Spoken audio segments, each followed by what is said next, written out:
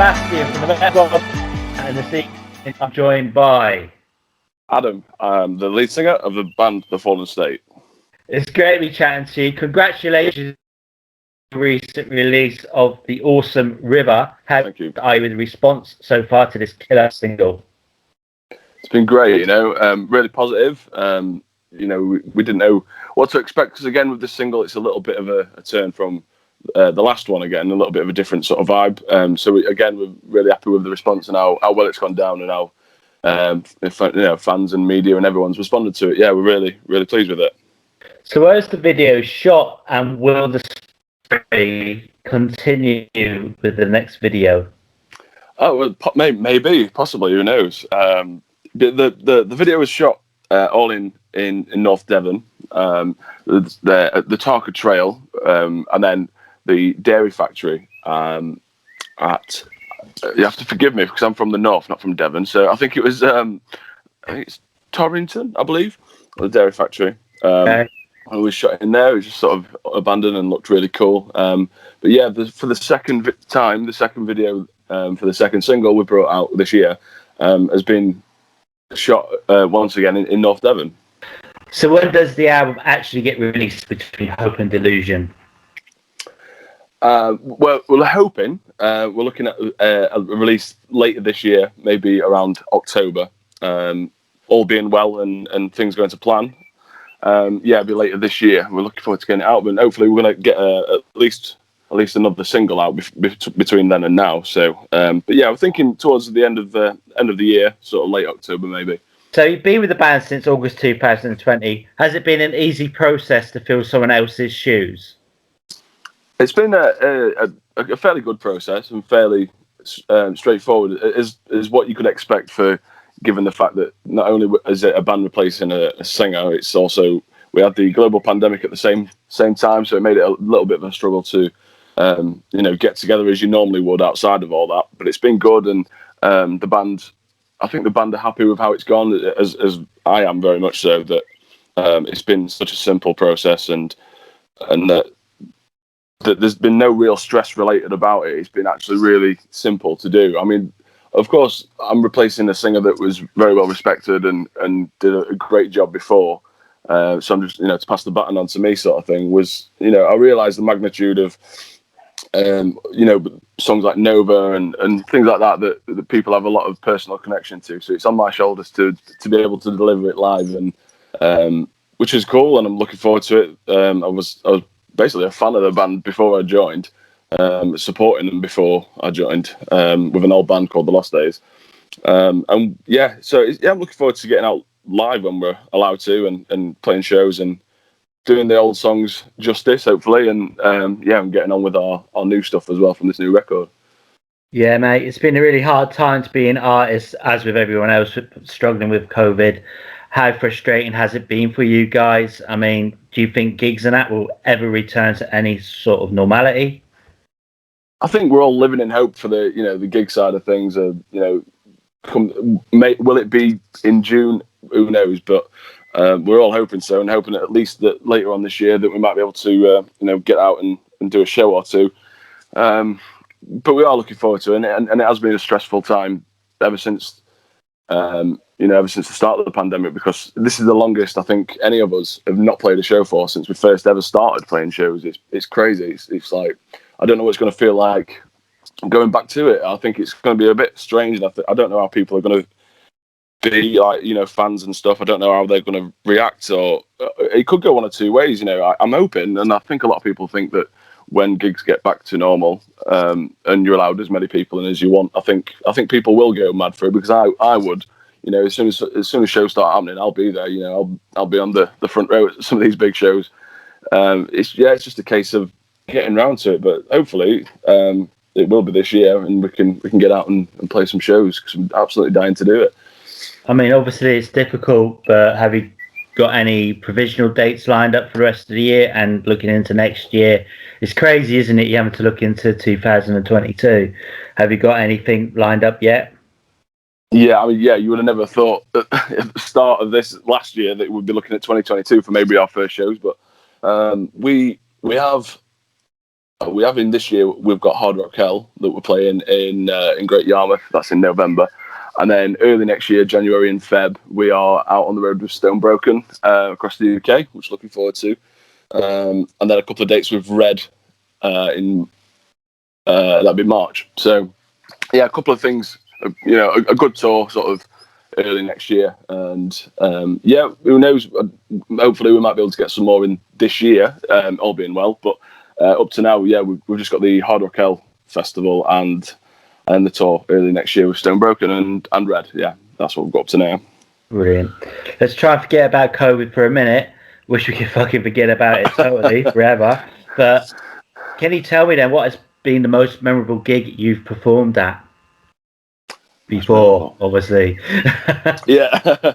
Well, yeah, it's fair because obviously I've got none to tell yet for the Fallen State, but I think one of the most memorable was one of the last few shows we played. We played a festival in Sheffield alongside Skid Row, and yeah, that was a really good festival because we was relatively unknown. We'd only been going for I don't think it had been a year at that point. It wasn't. No, we'd only been going for maybe about 9 months. And we played that festival we played on the second stage, but the room was as many as what was in the main room. It was packed maybe 400 people, which for us was at the time the biggest show we'd played. And we already had people singing our songs back to us and joining in and going crazy. And it's like that felt like we'd sort of arrived as the band. Then we was like, wow, this is really cool and great reception. We sold out of our t-shirts straight away after we came off stage, and yeah, it was that was really good. And we've done some others. I mean, with a previous band, I actually played at Donington Park, but it wasn't Download. It was September Fest at Donington Park. So I was like, yeah, that's great. It was a bit of a mashup of artists. I think on the same weekend we played on the same day as Razorlight and Reef. But across the weekend there was S Club and who else was it? The Cheeky Girls, I think. Wow. So yeah, there was a bit of a crazy one, and yeah, not as many people there as we thought because it was this big festival set up for maybe 20,000 people. So we were absolutely buzzing about it, and then I think there might have been closer to 20 than 20,000. But Really? yeah, still got to play at Donington anyway, so that stands out, yeah, a little bit. Yeah. Brilliant. So can you remember what first inspired you to be a musician, and can you remember your first ever performance? Can really well, yeah. I think what inspired me, I always liked softer rock because a lot of my friends at school were into MCs and N-dubs or that kind of rubbish. So I was surrounded with that, and then I kind of veered off in my own little direction, and I like bands like Nickelback, Three Doors Down, and that sort of thing. And I went to my first show, which was in Sheffield. It was 2009. It was Nickelback on the Dark Horse tour, and the support was Black Stone Cherry. And yeah, it was from that night. After seeing that, I was like, I'm going to commit the rest of my life to doing that. It was just one of those things where it just grabbed me, and I was like, cool. So got a guitar and started playing to death, and that was it.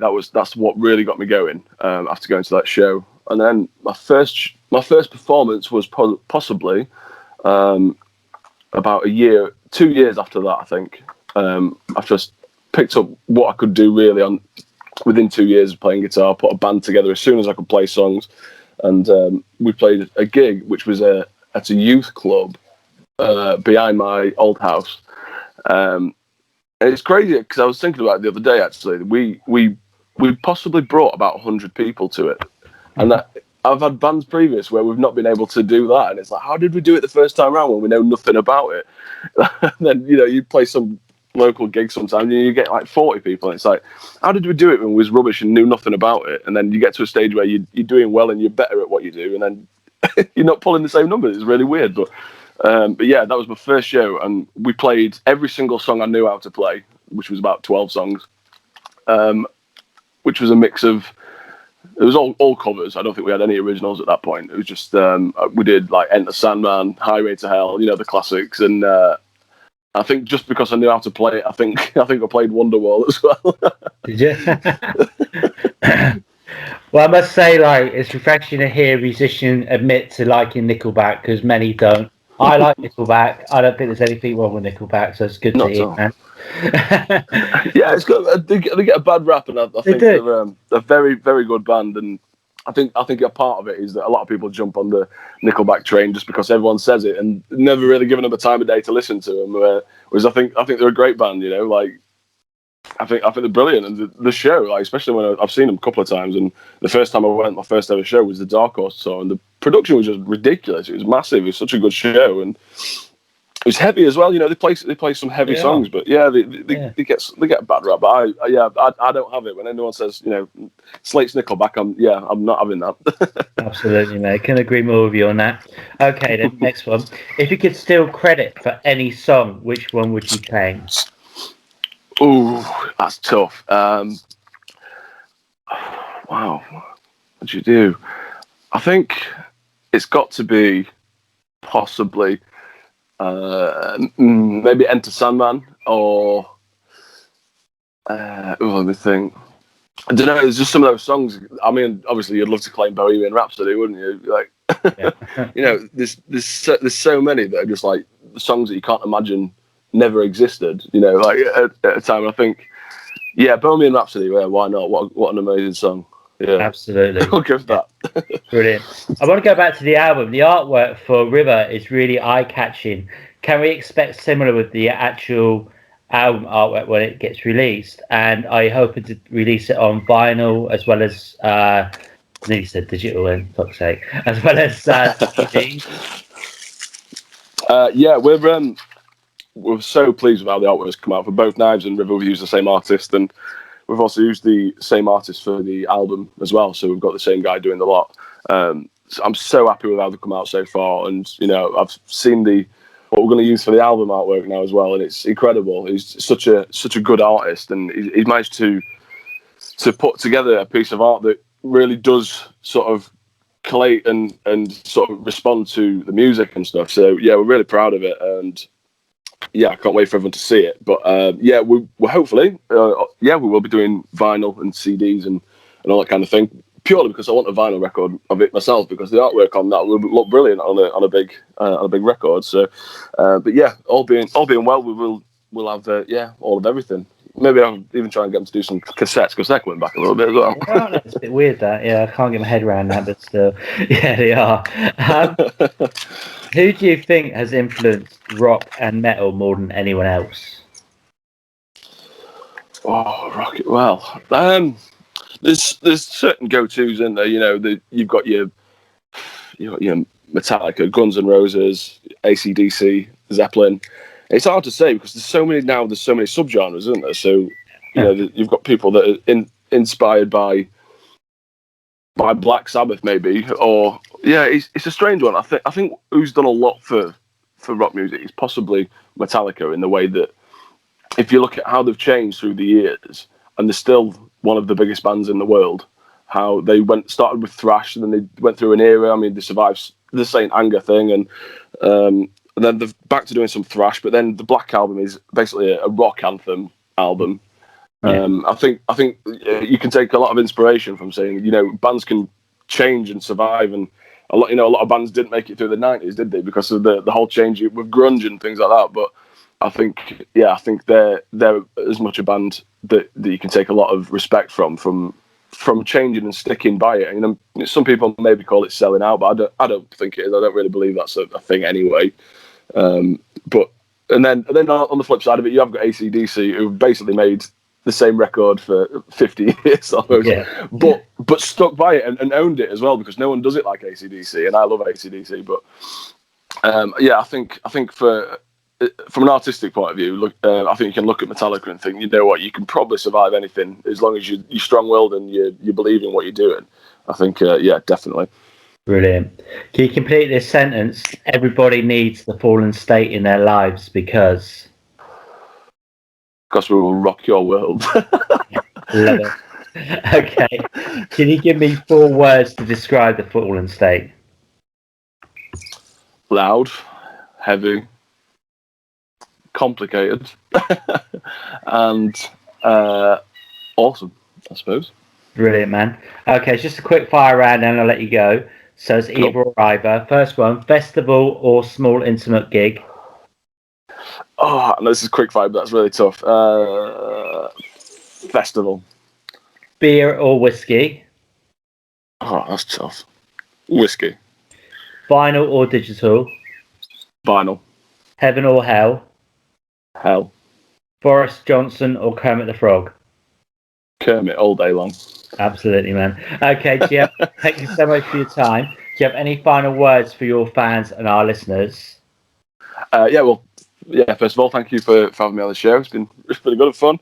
And everyone that's listening, thank you for the support and for downloading the tracks and sticking with the Fallen State and making me feel very welcome within the band. So yeah, thank you everybody, and more to come. So keep around on our Instagram and Facebook and our socials and YouTube, and more to come.